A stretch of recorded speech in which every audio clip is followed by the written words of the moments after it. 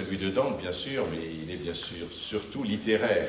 Il n'est pas forcément ce que nous dit le Seigneur. Donc, qu'est-ce que c'est que l'enfer? Et puis, c'est des questions qu'on nous pose souvent. Vous savez, on nous dit, mais vraiment, si Dieu est bon, s'il est miséricorde, comment est-il possible qu'il y ait l'enfer? Voilà, ce sont des questions qui reviennent assez souvent. Et qu'est-ce que c'est que cet enfer? Donc voilà pourquoi je vais faire ce petit parcours avec vous. Je vais mettre ma montre pour ne pas dépasser.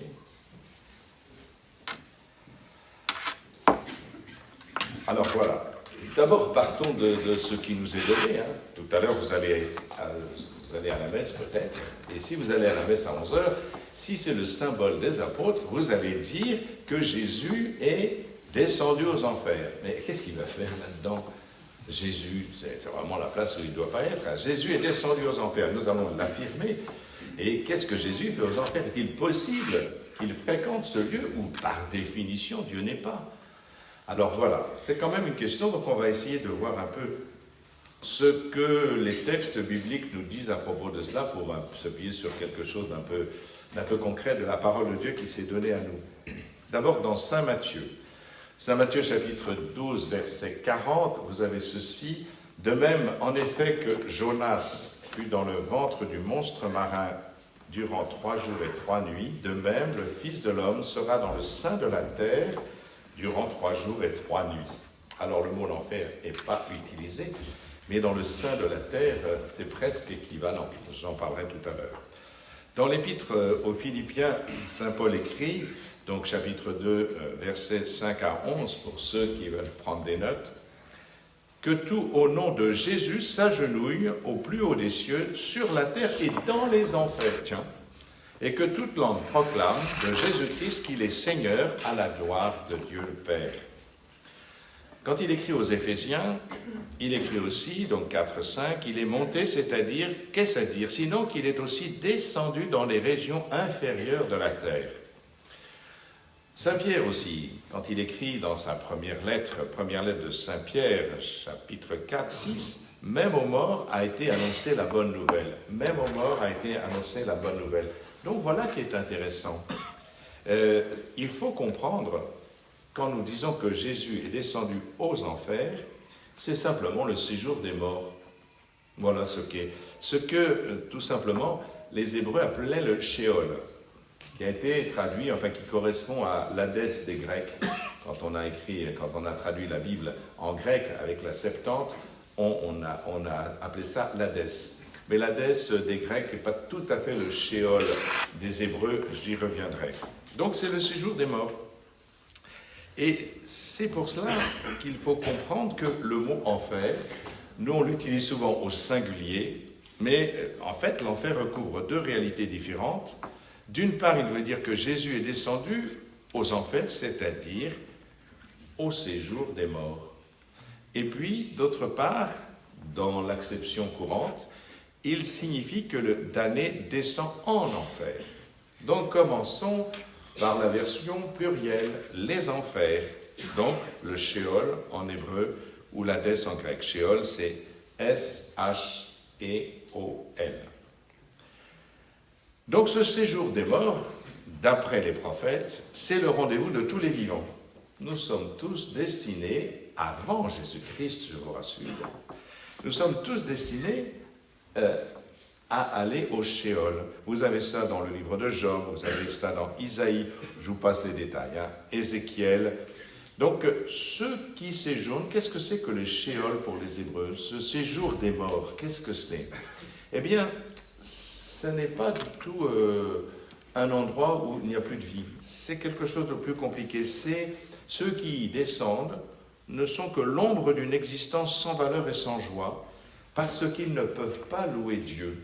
C'est dans le psaume 6, verset 6. Dans le séjour des morts, c'est-à-dire les enfers, on ne peut pas louer Dieu. Et donc c'est un endroit malheureux, parce que la joie du croyant, c'est de louer Dieu, justement. C'est le propre, justement, de notre destinée humaine, c'est de louer Dieu. Et donc ce Sheol, c'est le lieu des morts, où la mort n'est pas le néant, contrairement à ce qu'on pense nous-mêmes, mais une sorte de vie triste, sombre, et vécue à minima. Avec l'apparition de la croyance en la résurrection, à peu près au IIIe siècle avant Jésus-Christ, le Sheol devient pour les Juifs un séjour d'attente du jugement en vue de la résurrection. Et donc c'est un lieu d'attente. Et ceux qui sont descendus au séjour des morts, dans les enfers, ils sont en attente de qui? Mais de la visite de Dieu. Voilà ce qu'attendaient les Juifs. Ils attendaient que Dieu vienne visiter le séjour des morts. Et cette foi est largement répandue dès le IIIe siècle avant Jésus-Christ. Et ce mot Hadès, donc Sheol en hébreu, garde l'idée d'un enfermement dans le séjour des morts et la notion des portes de l'Hadès. Vous voyez, Jésus emploie ce mot, les portes de l'enfer, les portes de l'Hadès, les portes du Sheol, si vous voulez, signifie justement la puissance de la mort. Vous savez, Jésus dit à un moment justement que les portes de l'enfer ne prévaudront pas contre l'Église. Oui. Et donc voilà, c'est cela que ça veut dire. Ça veut dire que les portes de l'enfer signifient la puissance de la mort. Et la puissance de la mort va être vaincue justement par la résurrection du Christ. Donc on retrouve cette parole de Jésus quand il est à Pierre, vous savez, ce fameux épisode bien connu, Matthieu 16, quand, pour les gens qui suis-je. Alors c'est intéressant parce que si on sortait dans la rue, qu'on demande qui est Jésus, on aurait des réponses très intéressantes. J'ai fait l'expérience une fois avec mes jeunes de l'aumônerie, quand j'étais aumônier, alors on avait collecté toutes les réponses, c'était très intéressant. Mais la vraie question c'est, et pour vous, qui dites-vous que je suis? Ah, alors là, ça c'est nous qui sommes sur la brèche là. Et Pierre de répondre, vous le savez, eh bien, tu es le Christ, le Fils du Dieu vivant. Heureux es-tu, Simon, fils de Jonas, parce que ce que tu dis là ne vient pas de la chair et du sang, c'est-à-dire de notre intelligence, de notre raison, de notre capacité personnelle humaine, mais c'est mon Père qui te l'a révélé. Parce que, comme le dit ailleurs le Christ, nul ne connaît le Fils si ce n'est le Père, nul ne connaît le Père si ce n'est le Fils, tout simplement. Mais voilà ce qu'il dit. Il dit, tu es Pierre, et sur cette pierre je bâtirai mon église, et les portes de l'enfer ne tiendront pas contre elle, c'est-à-dire les portes de la mort, tout simplement. Et donc les morts sont enfermés, le lieu, le séjour des ténèbres, les enfers, le Sheol, l'Hadès, où les morts sont enfermés, est ouvert par l'Église. Ben vous avez bien fait de venir, hein. Ça c'est quand même une bonne nouvelle ça. Bon, et les morts sont libérés de leur enfermement. Et dans l'Apocalypse, vous avez ça aussi, il fait parler le Christ triomphant, « J'ai été mort et me voici vivant pour les siècles des siècles, détenant la clé de la mort et de l'Hadès et des enfers. » Donc, Apocalypse 1, 18. Donc Jésus est descendu aux enfers, c'est-à-dire qu'il est descendu au séjour des morts. Cette grande attente, justement que Dieu vienne visiter le séjour des morts, est accomplie par le Christ qui accepte par son incarnation eh bien, de subir la mort dans son humanité, puisqu'il a pris notre humanité. Mais puisqu'il est aussi vrai Dieu, vrai homme, la mort ne pouvait pas avoir le dernier mot par rapport à lui. Il est descendu pour libérer tous les morts et les introduire dans la vie, mais la vie avec un grand V, c'est-à-dire en Dieu. Puisque vous savez que la vie c'est Dieu tout simplement. Je suis le chemin, la vérité, la vie, mais dès le commencement, vous savez, dans la Bible, il n'est pas du tout dit que Dieu a créé la vie. Alors on pourrait discuter sur l'émergence de la vie et les probabilités absolument infimes que la vie apparaisse dans le monde tel qu'il est. Enfin bon, passons, ça c'est autre chose, je laisse ça aux scientifiques. Mais ce qui est intéressant, c'est que quand vous lisez le livre de la Genèse, Dieu n'a pas créé la vie, il a créé des êtres vivants. C'est écrit en toutes lettres. Et quand il écrit l'humanité, c'est un être vivant dans lequel il donne son souffle par l'intérieur des narines. C'est-à-dire ce souffle de vie parce que, en fait, ce qui est dit, c'est Dieu qui est la vie. Autrement dit, quand Jésus nous introduit dans la vie, il nous introduit en Dieu, dans cette communion divine qui est la vie. Donc Jésus est descendu aux enfers, au séjour des morts, pour libérer donc les morts et les introduire dans cette vie qui est Dieu lui-même. Donc il répond à la grande attente de libération du séjour des morts. Alors maintenant, l'enfer au singulier. Ah, ça se gâte. Jusque-là, ça allait. Alors, l'enfer veut dire que les portes, ces portes, se referment à jamais sur le damné. Et le mot est le même. Pourquoi on dit les enfers et l'enfer ? c'est pour signifier deux réalités, et ce n'est pas fortuit. Enfer, les enfers, c'est le royaume de la mort. Sans le Christ, les deux expressions sont synonymes. Avec le Christ, les enfers ne sont plus l'enfer. Et quand on lit le livre de l'Apocalypse, Apocalypse 20, 14, les enfers, la thèse, au jour du jugement dernier, rejoignent l'enfer dans l'océan de feu. Alors essayons de préciser à partir de l'Écriture. Dans l'Ancien Testament, la mort représente toujours un désordre, parce que ce désordre est le fruit du péché. Bien sûr, l'homme est de condition mortelle, puisque on connaît depuis 1973 l'apoptose. L'apoptose, c'est le vieillissement inexorable des cellules. Donc, voilà, c'est au fond le principe d'entropie, si vous le connaissez. Le principe d'entropie est appliqué à la matière, et l'apoptose est appliquée à l'organique, si vous voulez, pour faire simple. Ça veut dire que, de toute façon, inexorablement, nous avons une finitude, même si on fait du transhumanisme, etc. De toute façon, on allongera un peu, c'est tout ce qu'on pourra faire. Mais la vraie question, ce qui est dit dès le départ de la Genèse, c'est que nous sommes faits pour la vie. Quand l'humanité est créée, c'est vraiment l'humanité créée à l'image de Dieu, hommes et femmes, très exactement, mâle et femelle, Zakar Nekeba. Et donc, mâle et femelle, ils sont créés à l'image de Dieu, c'est-à-dire qu'ils sont faits puisqu'ils sont faits, et le Christ le précisera encore dans Matthieu 19, ils sont faits pour être ensemble. Ils sont faits pour une communion dans l'amour, à l'image de Dieu. C'est le moment où Dieu emploie un pluriel, alors qu'il emploie toujours un singulier quand il s'exprime. Faisons l'humanité à notre image. Alors faisons, c'est Adam. Adam, c'est comme en français, homme, ça peut vouloir dire un nom générique, c'est-à-dire l'humanité, les droits de l'homme par exemple, ou le mâle. Donc là, c'est... Il crée Adam, c'est au sens d'humanité, mâle et femelle, il les crée à son image. C'est-à-dire dans l'altérité. C'est l'altérité qui permet la communion, de la même façon que l'altérité divine, Père, Fils et Saint-Esprit, permettent cette communion d'amour pour réaliser un seul Dieu. Dieu est unique, mais il n'est pas solitaire. Voilà. Et donc, dès le commencement, l'homme et femme, ils sont avec Dieu. Ils sont dans cette intimité, j'en reparlerai quand je parlerai du paradis, mais ce qui est intéressant, c'est que l'intimité de Dieu leur assurait l'éternité. L'arbre de vie, c'est l'éternité. J'en parlerai quand je parlerai du paradis, mais c'est-à-dire nous sommes faits pour la vie. C'était l'intention divine au-delà de notre finitude. Le Christ assume notre finitude organique pour aller visiter le séjour des morts, pour nous introduire à nouveau dans notre vocation ultime, c'est-à-dire la vie. Donc, un grand nombre de ceux, donc ça c'est, pardon, excusez-moi, dans le livre de Daniel 12.2, l'expression d'un jugement apparaît pour la première fois. Un grand nombre de ceux qui dorment au pays de la poussière, c'est-à-dire la mort, s'éveilleront, les uns pour la vie éternelle, les autres pour l'opprobre, pour l'horreur éternelle. Donc il faut noter que les justes se réveillent pour la vie éternelle, et que les impies se réveillent pour l'horreur éternelle. Donc, comme pour le paradis, l'enfer n'est pas un lieu au profond de la terre, mais simplement l'univers déchaîné contre les insensés. Vous avez ça dans le livre de la Sagesse, chapitre 5, verset 20. C'est donc l'univers déchaîné contre les insensés. Voilà maintenant ce que nous dit le Christ. Alors, le Christ, pour désigner l'enfer, emploie un mot, 11 fois, il utilise le mot Géhenne. Géhenne, voilà, c'est ça. Et alors, l'origine hébraïque du mot Géhenne, c'est Gé-ben-Inon, c'est-à-dire, je traduis, la vallée des fils d'Inon, Géhenna. Donc, la vallée des fils d'Inon, en fait, c'est un ravin qui est au sud de Jérusalem. Il y a trois rivières, trois fleuves qui entourent Jérusalem, et au sud coule cette fameuse, ce ravin Géhenne.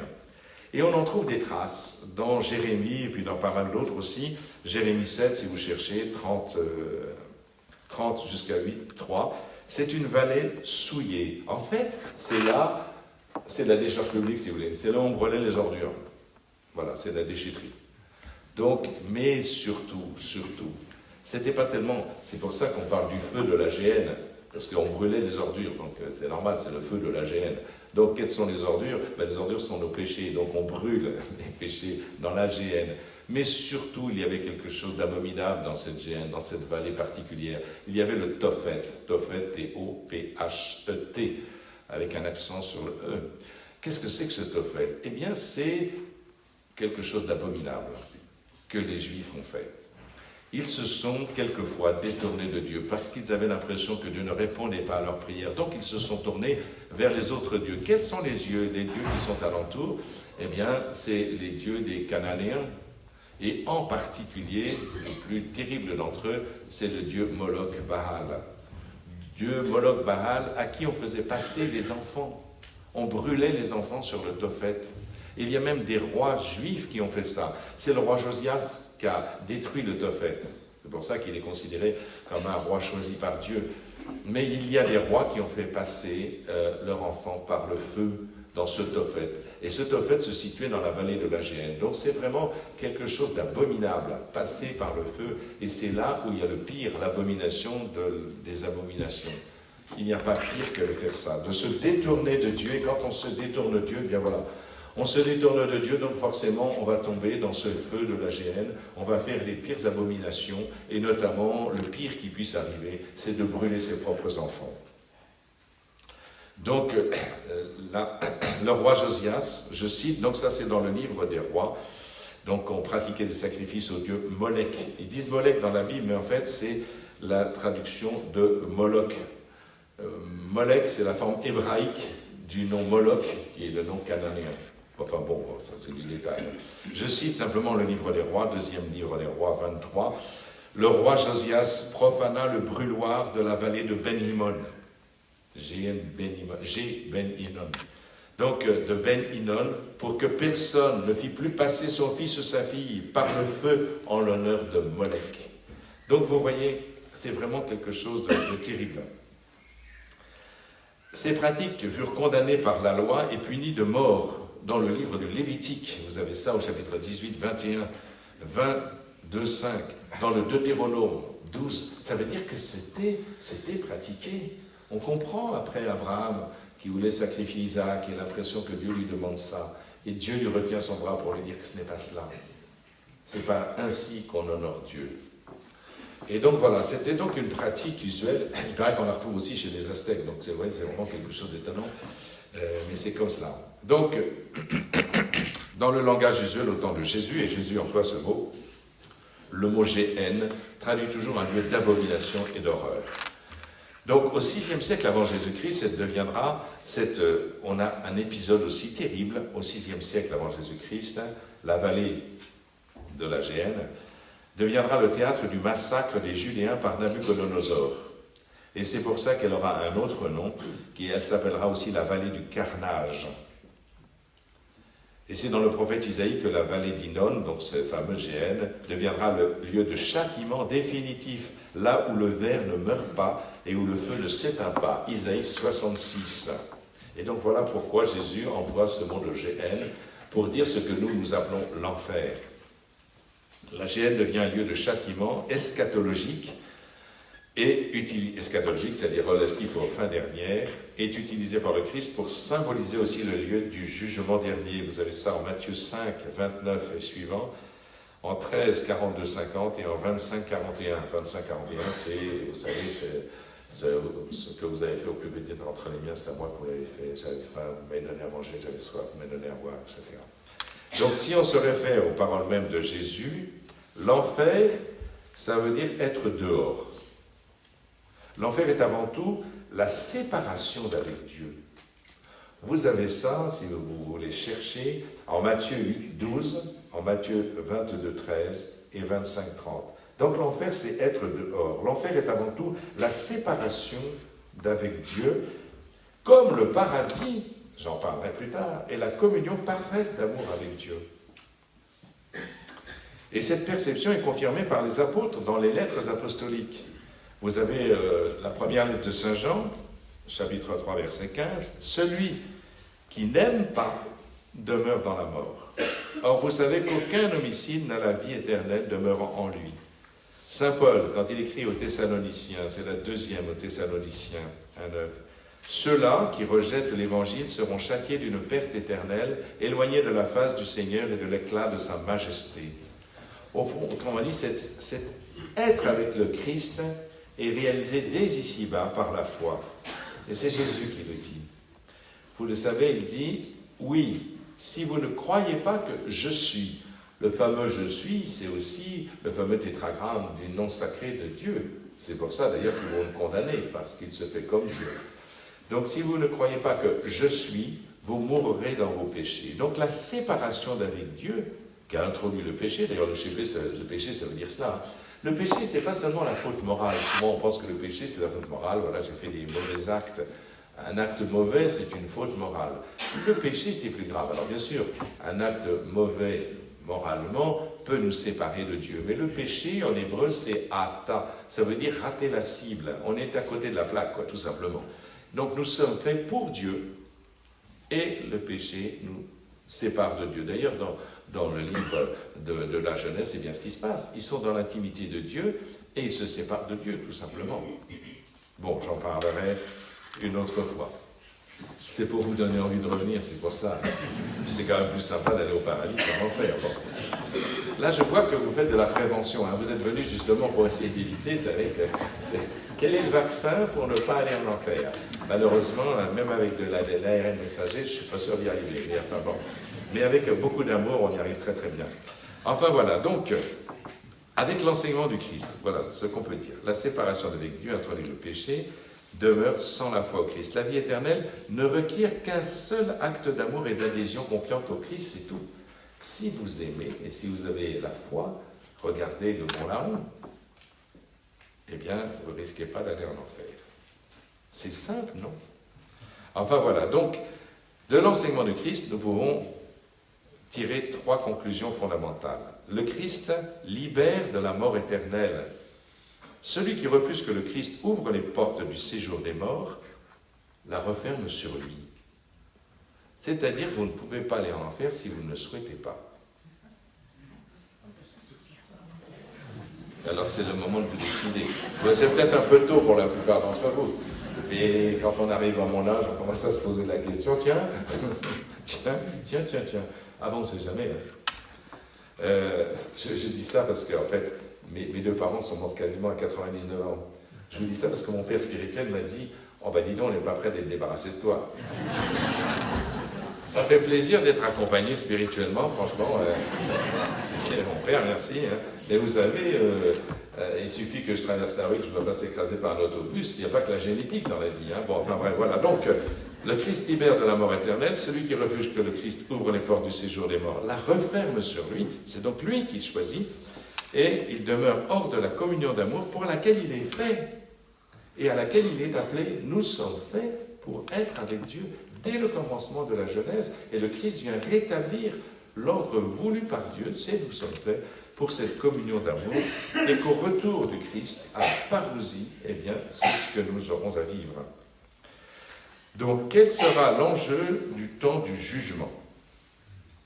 Alors, nous avons évoqué le jugement exercé par Dieu, qui seul connaît les reins et les cœurs.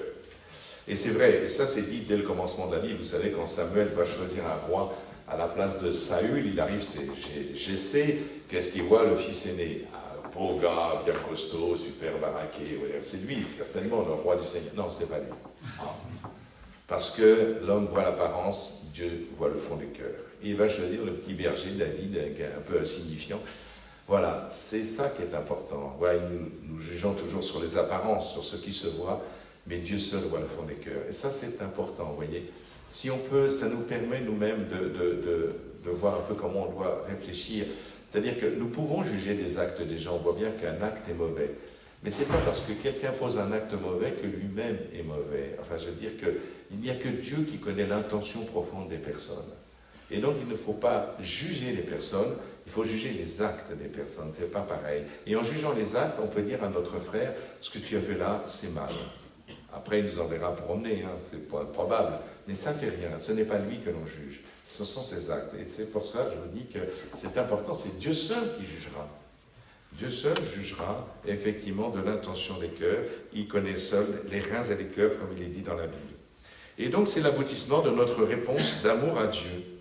Au moment de la mort, la conscience claire de soi, parce que nous, c'est vrai que, bon, on essaie d'avoir une connaissance autant qu'il est possible, mais ceci dit, nous ne connaissons pas parfaitement les choses. Nous sommes toujours limités parce que simplement, eh bien, nous ne connaissons que par notre cerveau, c'est-à-dire quelque chose de matériel.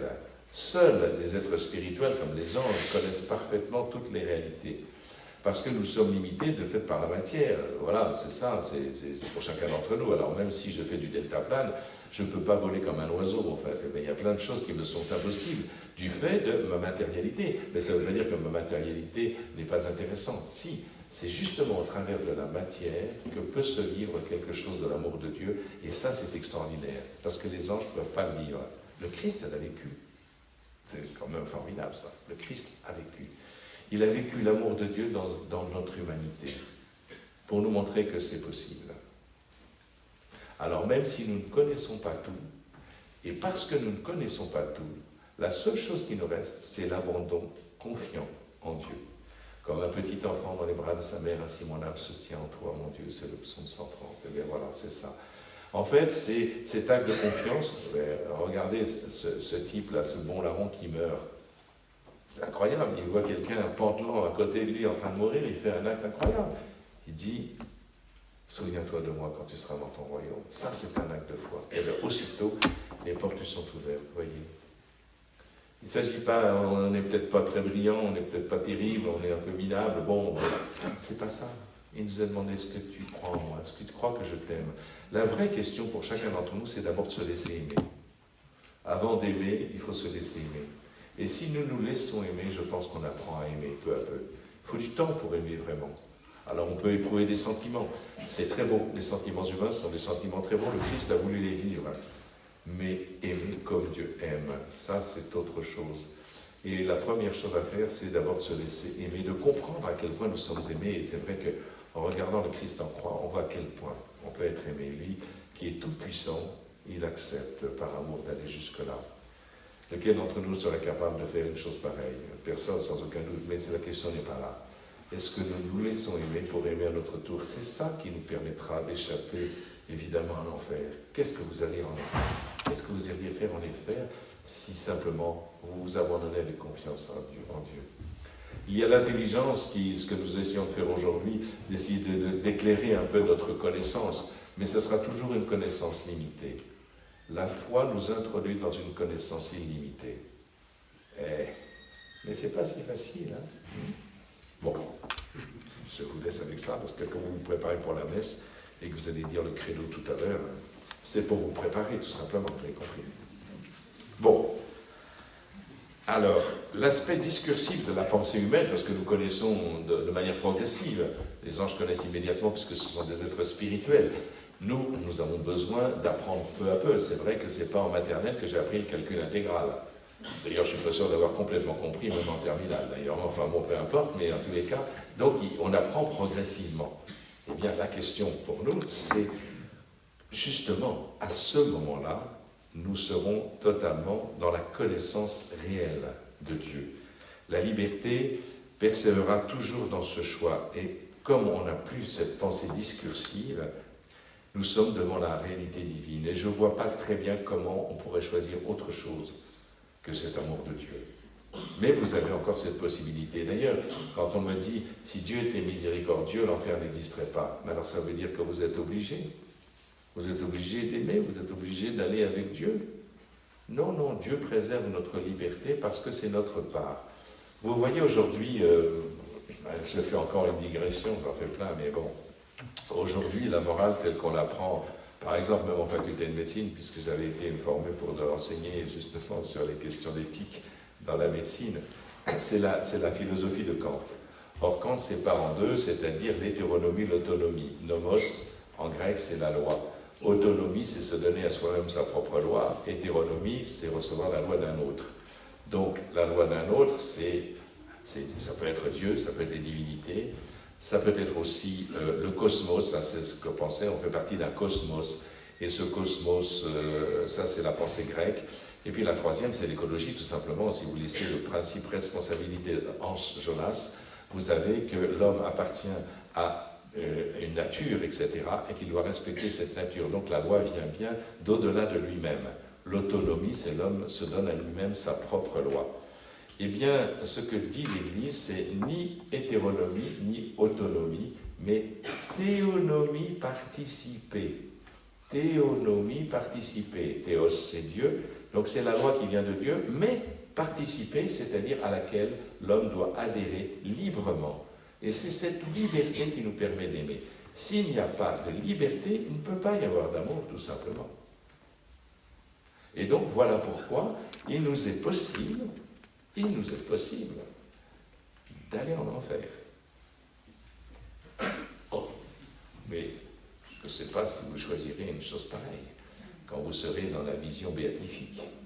Je ne pense pas. Ou alors c'est que vous êtes vraiment endurci. Mais si vous êtes là, c'est que vous n'êtes pas endurci. Donc c'est rassurant.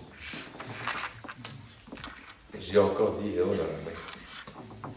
Bon, je vais peut-être passer. Alors, après, il y a la théologie chrétienne. Donc tout ce que je vous ai dit est confirmé par la suite.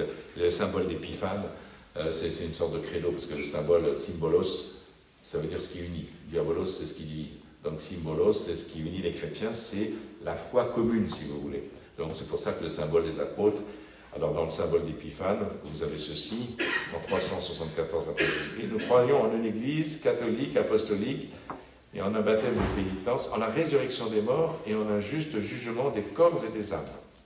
Le symbole du quicumque d'Athanase. À sa venue, le Christ, tous les hommes ressusciteront avec leur corps et rendront compte chacun de leurs actes. Le 4e concile du Latran, donc c'est un peu plus tard, en 1215, il viendra à la fin des temps, il jugera les vivants et les morts et rendra à chacun selon ses œuvres, aux reprouvés comme aux élus. Tous ressusciteront avec leur propre corps qu'ils ont maintenant pour recevoir selon que leurs œuvres auront été bonnes ou mauvaises, des ânes, etc. Le concile de Florence, etc. Les âmes sont purifiées, sont immédiatement reçues dans le ciel. Le pape Paul VI, alors, je fais un cursus dans le temps. Donc, le 30 juin 1968, réaffirme l'existence de l'enfer. Voilà. Il est monté au ciel, c'est Jésus, évidemment. Il viendra de nouveau, c'est la parousie, en gloire cette fois, pour juger les vivants et les morts, chacun selon ses mérites, ceux qui ont répondu à l'amour et à la pitié de Dieu, allant à la vie éternelle, ceux qui les ont refusés jusqu'au bout, allant au feu qui ne s'éteint pas. Donc c'est vraiment un refus objectif en connaissance de cause. L'enfer ne peut être que là, c'est-à-dire votre liberté est préservée parce que vous ne pouvez pas aimer si vous n'êtes pas libre d'aimer. Le catéchisme de l'Église catholique reprend ce donné de foi au numéro 1033. L'enfer est défini comme l'état d'auto-exclusion définitive de la communion avec Dieu et avec les bienheureux. Donc, auto-exclusion, c'est-à-dire on s'exclut soi-même, un choix personnel. Donc, de la communion avec Dieu, nous sommes faits pour la communion divine, nous sommes des êtres de communion. La communion dans l'amour, c'est ce pourquoi nous sommes faits, nous sommes des êtres de relation. Le philosophe Martin Buber dit que le je existe par rapport au tu. Vous savez, la conscience de soi, le fait de dire je.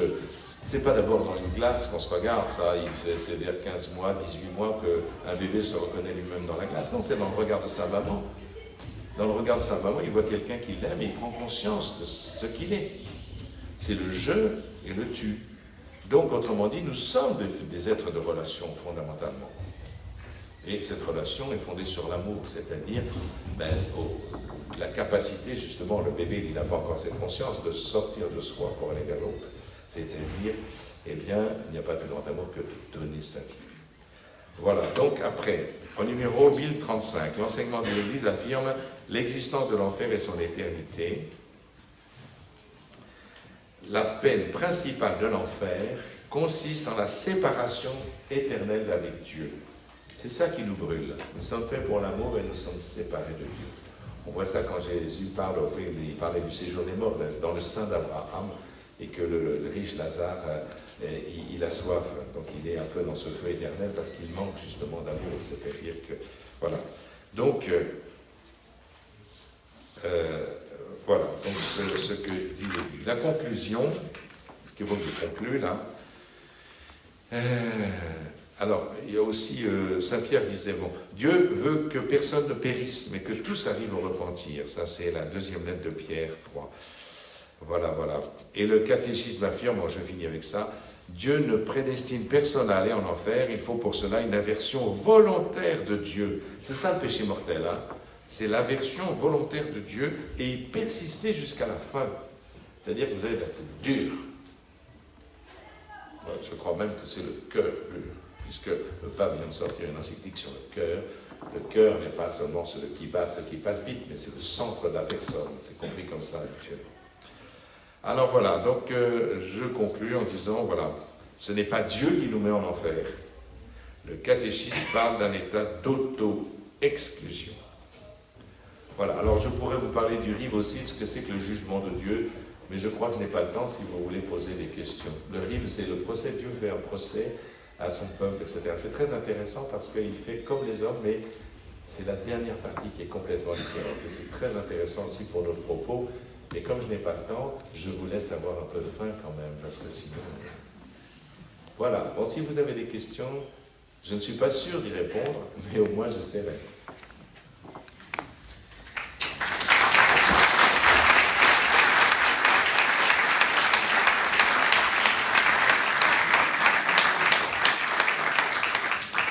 Ceci dit, je suis un peu inquiet parce que je pensais qu'il n'y avait personne en enfer. Quand je vois le monde qu'il y a ici, je suis un peu...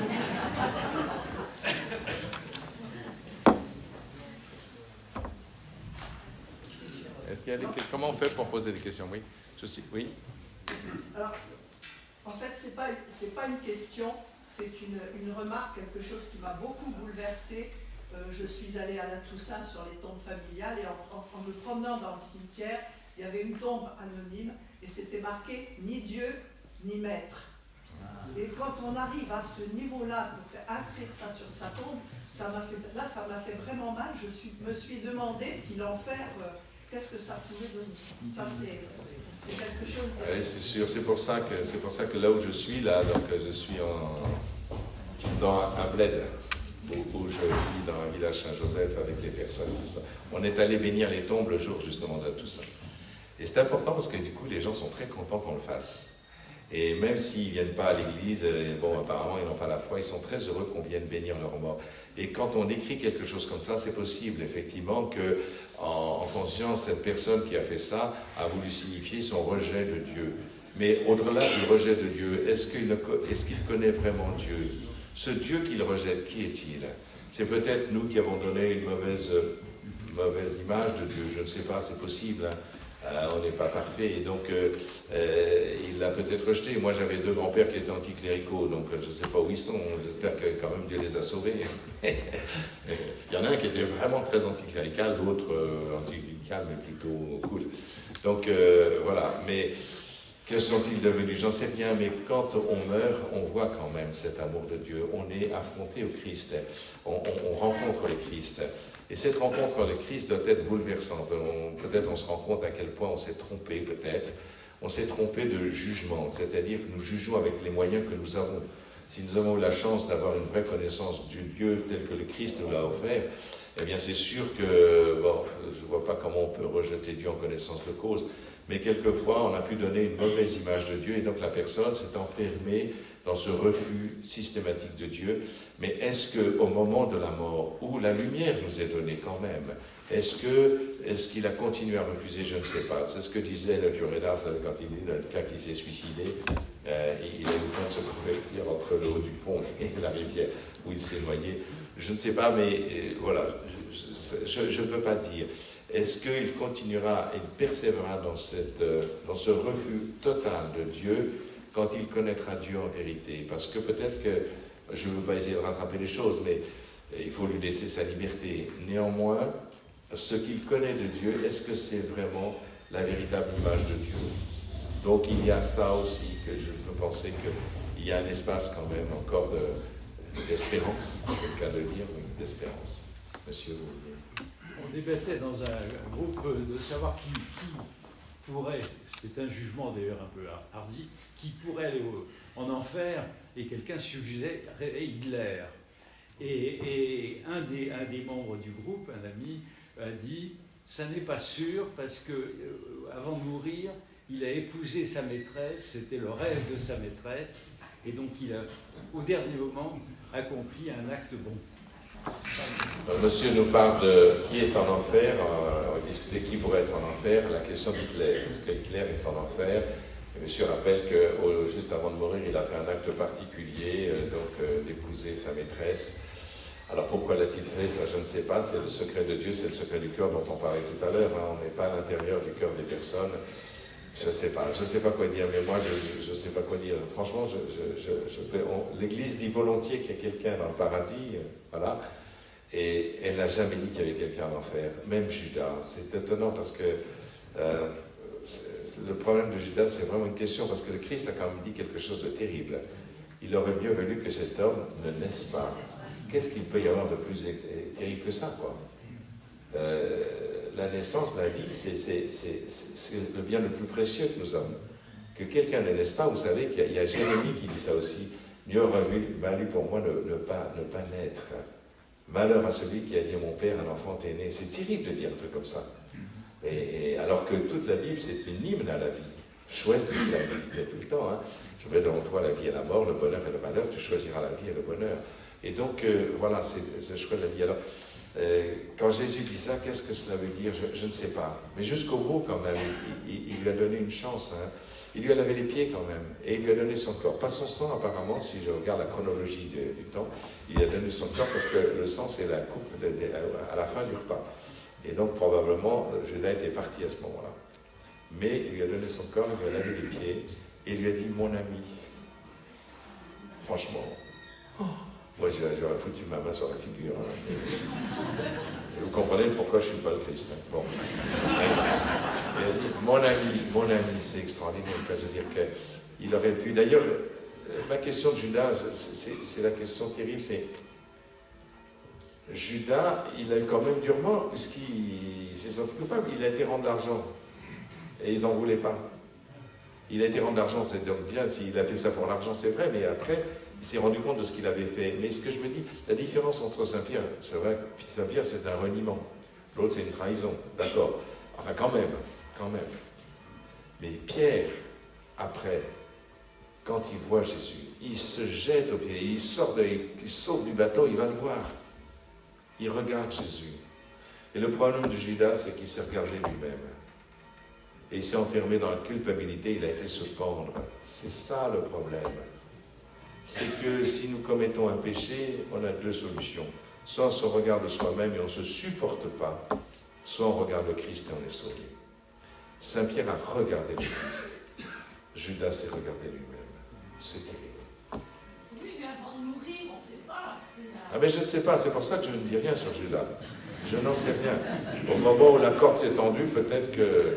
Mais ce que je veux dire, c'est son attitude quand même. Pourquoi, alors que le Christ l'appelait mon ami, il aurait pu se dire, peut-être si je vais le revoir.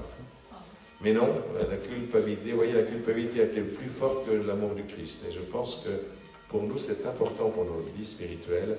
L'amour du Christ est plus important que la culpabilité qu'on peut ressentir. Culpabilité juste, parce qu'elle nous permet de ne pas retomber dans les mêmes péchés. Hein. Mais voilà, enfin, c'est tout ce que je peux dire, mais je ne peux pas vous dire davantage. Encore une fois, l'Église ne s'est pas prononcée dessus, et moi, je me garde bien de me prononcer là-dessus aussi. Oui. Une question, je suis assez surpris, en fait, dans l'Ancien Testament, du peu de références qu'il y a à l'enfer avec un singulier. Alors, c'est une révélation hyper importante, finalement, pour les anciens. Et on le voit très très peu dans l'Ancien Testament. C'est vraiment dans le Nouveau Testament qu'on parle de l'enfer.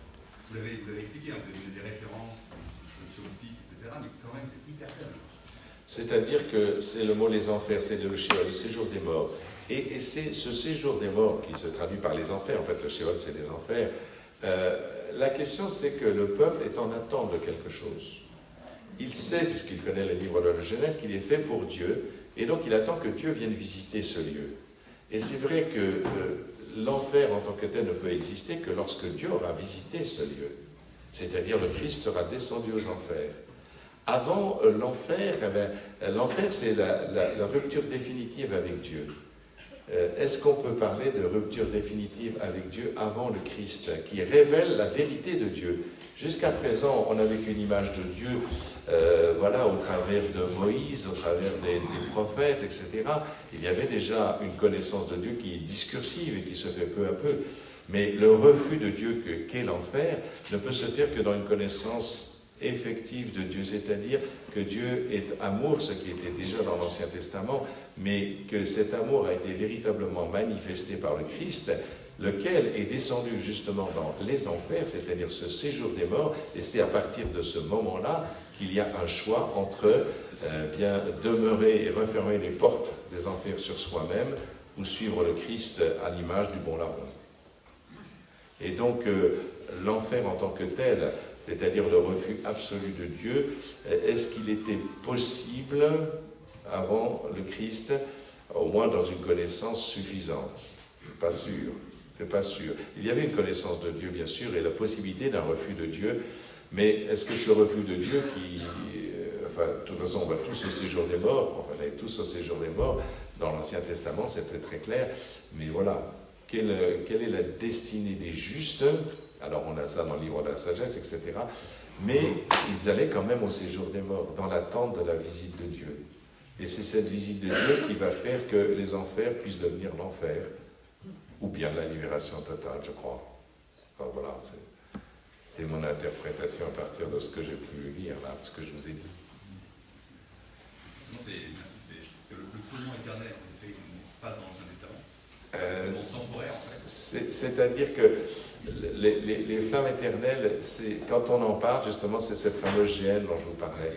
C'est-à-dire, cette géhenne, c'est quand même, pour les Juifs, il faut représenter, c'était un lieu abominable. Non seulement parce qu'on y brûlait les ordures, mais surtout à cause de cette abomination qui fait que si on a créé le Tophet, c'est pour se détourner de Dieu. Objectivement, quand on sacrifie son enfant au dieu Moloch Baal, ça veut dire qu'on s'est détourné du Dieu d'Israël. On s'est détourné de Dieu. Donc là, il y a un acte objectif de détournement de Dieu. Et c'est pour ça qu'il parle de flamme éternelle, c'est parce que c'est détournement de Dieu. Alors après, ils se sont détournés de Dieu parce qu'ils avaient l'impression que Dieu ne répondait pas à leurs prières, qu'il les avait abandonnés, etc. Et donc on va se tourner vers un autre Dieu, au lieu de continuer à faire confiance à Dieu. Et c'est cette absence de confiance à Dieu qui fait qu'ils ont créé ce Tophet, ils se sont tournés vers le dieu Moloch Baal. Mais voilà, est-ce qu'ils avaient la pleine connaissance, la possibilité de savoir à quel point Dieu prenait soin d'eux? Ils ont eu des exemples que Dieu prenait soin d'eux, évidemment, dans l'Exode, dans l'exil, etc., le retour d'exil. Mais quand même, ils étaient affrontés à des choses, comme chacun d'entre nous, on est affronté à des difficultés. Quand on est affronté à des difficultés, qu'est-ce que l'on fait? On se détourne de Dieu? Ou au contraire, on se rapproche encore plus de Dieu? C'est un peu la question qui se posait pour eux, voyez. Et je pense que c'est vraiment à partir du Christ qui nous révèle, qui descend ces jours des morts dans ce lieu où la vie est éteinte quasiment, mais pas absente. Hein. C'est compliqué parce que voir comment les Juifs pensaient ce séjour des morts. C'est pas un peu comme nous on pense le néant, c'est pas du tout ça, c'est simplement un lieu sinistre parce que Dieu n'y est pas. Et donc on attend que Dieu vienne. Et c'est à ce moment-là, quand Dieu vient, que les portes de l'Hadès, c'est-à-dire les portes des enfers, se ferment ou pas. Puisque Jésus, vous connaissez ce grand texte qu'on lit à la vigile, enfin, si vous allez au l'office des ténèbres, le samedi saint, il y a ce grand texte qu'on lit, une homélie de Pascal, c'est-à-dire que Jésus descend aux enfers et va prendre la main d'Adam. C'est un très beau texte. Voilà. Quel est le sens du jugement dernier Alors, il y a deux jugements, mais là, j'en parlerai peut-être plus tard parce que je vois qu'il est l'heure. Il y a le jugement dernier, il y a deux jugements, mais si vous voulez, j'en parlerai. Il y a le jugement particulier au moment de la mort, et là, c'est ce qui correspond à ce que Saint Jean de la Croix dit, nous serons jugés sur l'amour. Et puis le jugement définitif au retour du Christ où toute la création est récapitulée. La création, j'ai mis en travail d'enfantement, dit Saint Paul, eh bien au retour du Christ, tout sera récapitulé dans l'amour de Dieu. Mais ça, c'est le jugement dernier. Mais au moment de la mort, il y a un jugement particulier. Donc il y a deux jugements, mais là, je n'ai pas vraiment le temps de vous en parler. Et donc je pense qu'il faut que je vous libère.